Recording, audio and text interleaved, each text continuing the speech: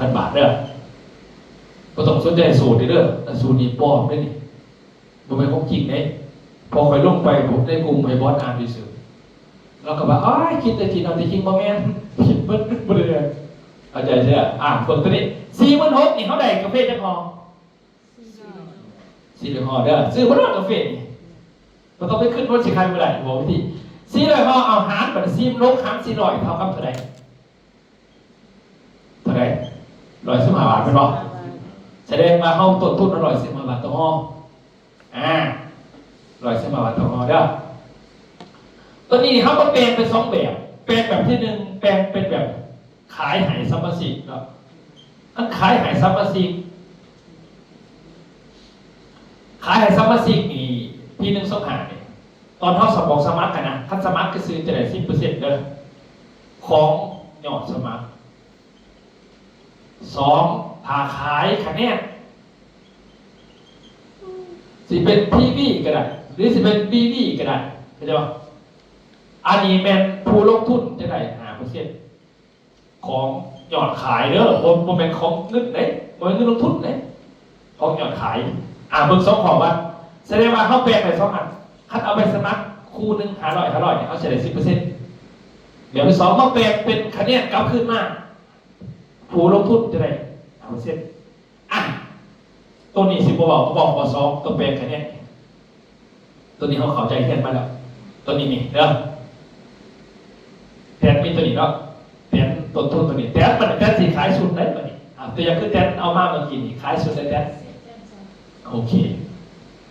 นี่แสดงว่าแทนเอาไปแปลงเป็นสุดนี้นี่แฟ้มตัวนี้นี่มันสิบอกว่าเฮาเอาไปแปลงถ้าเฮาเอาไปขายใน10แทน2,200แทนเอาเงินมาแทนแปลงเป็น100คะแนนขั้นตัวนี้สูงขึ้นแล้วแทนตัวนี้เนาะยกเว้นตัวนี้พี่นี่แปลงบ่ได้ตัวนี้นี่ฮอตแต่พี่เด้อนี่100ได้250เป็นขั้น30บวก10หาร7ปัญหาก็ได้เอาตัวนี้สุด100คะแนนพอเปิดผ่าน2,200แต่เอาเงินมา2,200เด้อได้กาแฟตัวไหนแต่จิ๊บ12แต่เราเอา2,200มาหาร12เบิ่งแสดงว่าเฮาได้เงินมากถึงทงนึงเท่าไหร่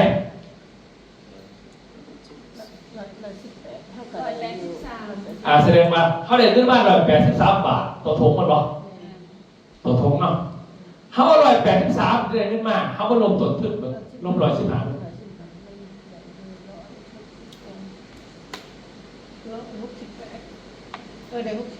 เพราะว่านี่เงินไหนมากมันต้องกระจายถึงต้นทุนเนาะทุนสินค้านี่115 บาทนี่คูณ12มันบอกแสดงว่าพูดว่าหันเงินมันจะไปใช้แนว115 บาทคูณ12นี่ต้นทุนเบิ่งเป็นแล้วเอาตามขอเด้อ80 บาทเด้อบาทนี้ต่อมากำไรที่เต็มตำแหน่งเปอร์เซ็นต์นี่5% ของ 2,200 มันบอกอันนี้ 2,200 นี่คือกับมาคูณ5%เป็นเท่าไหร่แต่ที่บอกว่าเงิน2,200 มันจะเป็นเท่าไหร่110 บาทเนาะ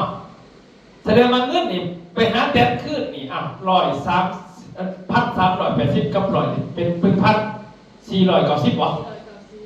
อันนี้แม่นเป็นของแทนล่ะนี่แทนบ่ได้ขาดทุนสุดนี่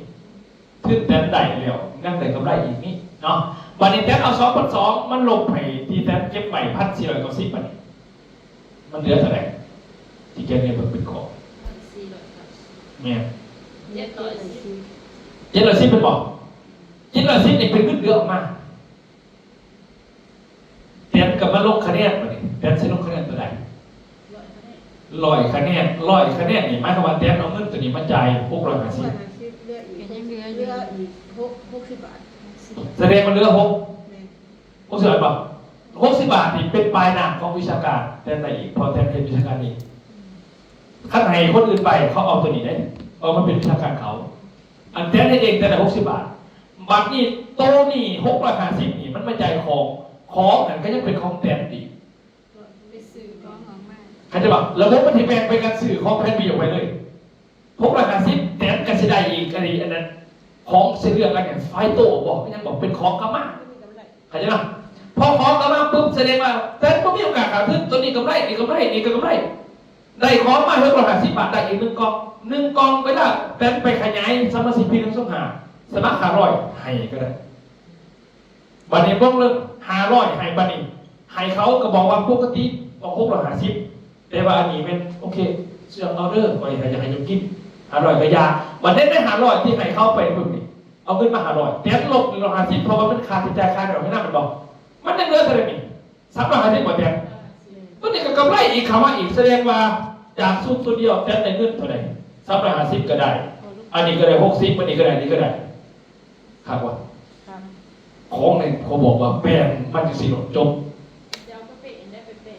ถือก่อนใครจะเพชรก็เพชรลง46นี่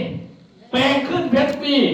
เชื่อนี่จะไปขายของก็นี่แหละแต่ลงเพชรปีเอาของจากอะไรแต่ว่าคล้ายๆว่าเจ้าได้ของมาอีกนึงเวลาไปขยายพีนึงส้มหาสมัคร500 บาท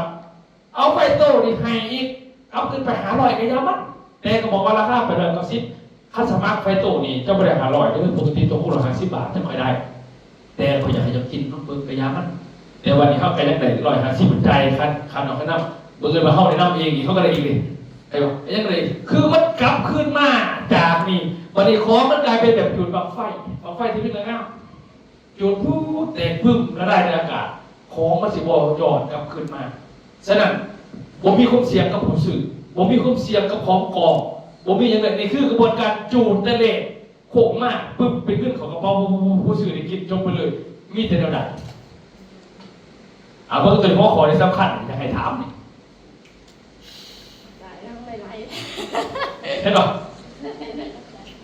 อาจารย์เนาะวันนี้สมมติว่าเขาเป็นผู้ลงทุนเขาเป็นวิชาการพวกทั้งหมดมันจะเป็นของวิชาการเขาบ่มีสิทธิ์ใดได้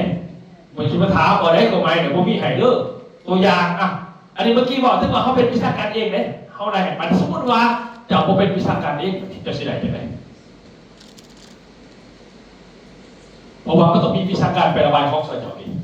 แต่ว่ามีสิทธิ์ตรงนี้ได้เด้อเพราะว่าได้ใบสัญญาได้เอกสารมันบริเคียนไว้เจ้าใดข้ามวิชาการได้อย่างว่าวิชาการดีกว่าเจ้าก็ได้แบบนี้ขายได้2/2เอาของจะไปนี่ถึงจะก็ได้115 บาทนี่คูณ12มันบอกพันเท่าไรเหมือนกี่380บอกไปแล้วก็เอา2/2นี่ก็มาคูณ5%นี่จะได้อีก110 บาทบอกอันนี้เป็นของเจ้าจบตัวอื่นผมมีสิทธิ์มาคำนวณมันเป็นของวิชาการของคุณ